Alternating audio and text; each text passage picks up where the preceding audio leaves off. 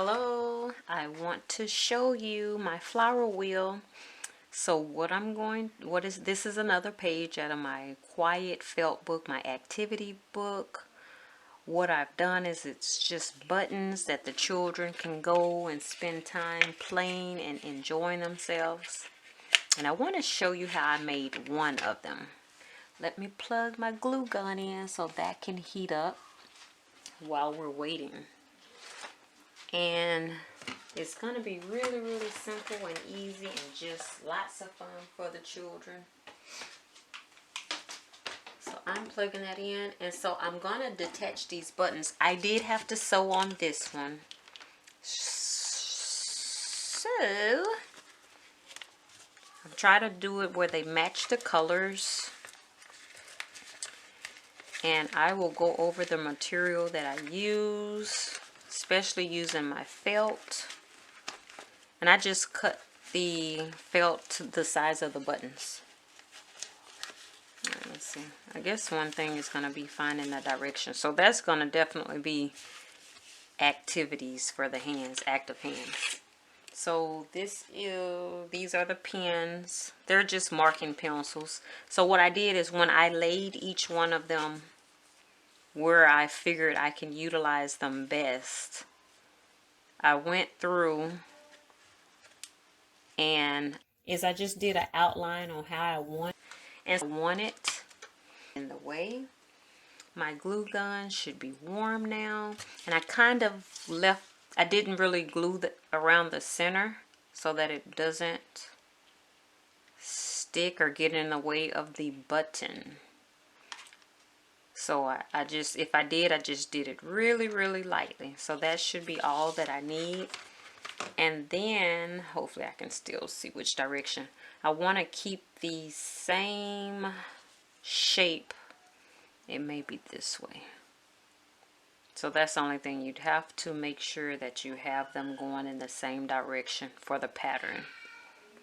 So I'm gluing that on there. Just press and let that hold. And then the other thing is I have a rotary cutter. So with my rotary cutter, and I had that with my additional scissors and things like that. I just bought that because, like I say, this year I'm going to be doing a lot of hobbies. So what I did is I pretty much marked my button. So I'm going to use blue for a blue button.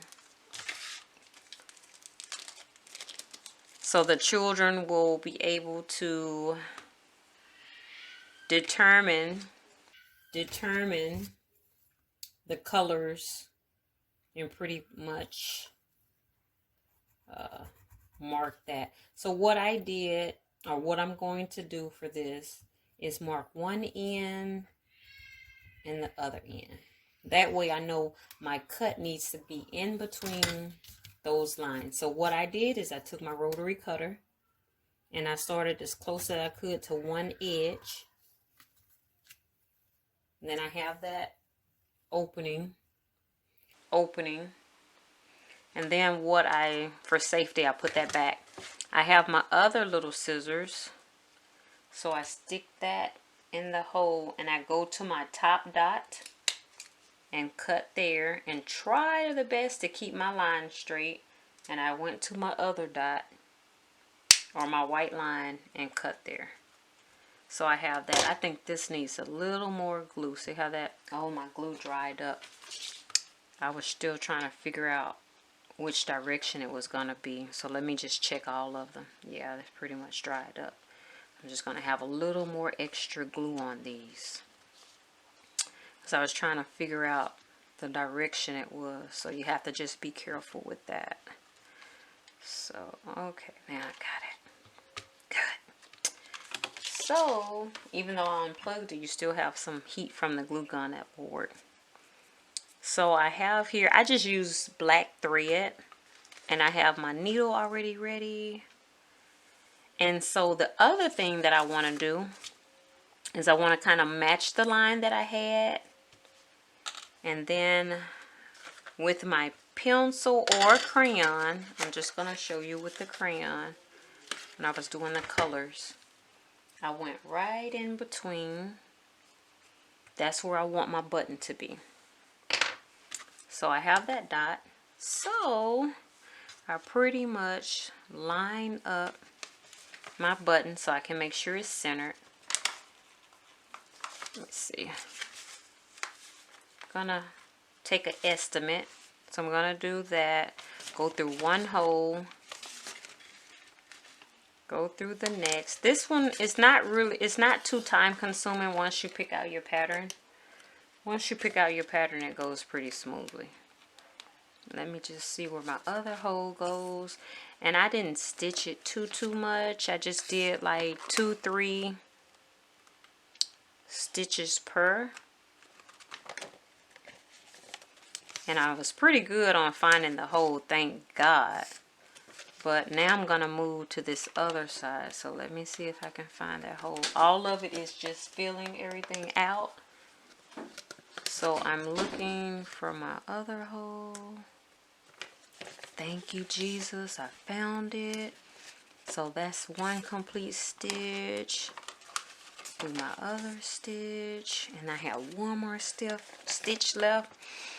Because they're really working with these buttons and putting it in the hole, and I don't want them to get frustrated or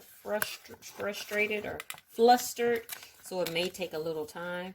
So I'm just tying my loop for the end. Usually when I sew a regular button, I do the 3 stitch in one area. So I'm just doing this twice. Then I'm cutting it with my scissors, and I'm finished with that. Just regular needles. And so now I'm ready to put the buttons on there. And I want to show you, I'm going to have to show you a picture of, so when your child does it, they're not going to concern themselves with, does this line up with the white? No, the white marker will, the white pencil will eventually fade. Crayon probably not so much. So that's how I did it, and it turns and spins, and it's plenty of playtime for them. When I did the felt books, activity books, I was thinking, because I really don't like children with electronics in church, that's just my personal preference. So if they have a coloring sheet, if they have a pencil and paper to write, or if they have an activity book or a felt book, that's going to stimulate their mind for days and have fun. So all of these go back in. It's really simple. It's really easy. Voila. Voila. That's the one, and it doesn't take long. Project I'm going to want to show you will be my shoes and my shoelaces for another activity book to have some fun. But this is it. So thank you for watching. This was just a little bit of sewing. Some of the buttons only have 2 holes, and these had 4. So whenever I have jackets or blouses or anything and they have buttons, I usually put it in my sewing kit. These came with some buttons I believe I got from Hobby Lobby, from Walmart to somewhere. And it had a number of buttons, but not the black button. So that came from, that's like a old jacket that I had, and I saved the buttons. So thank you for watching.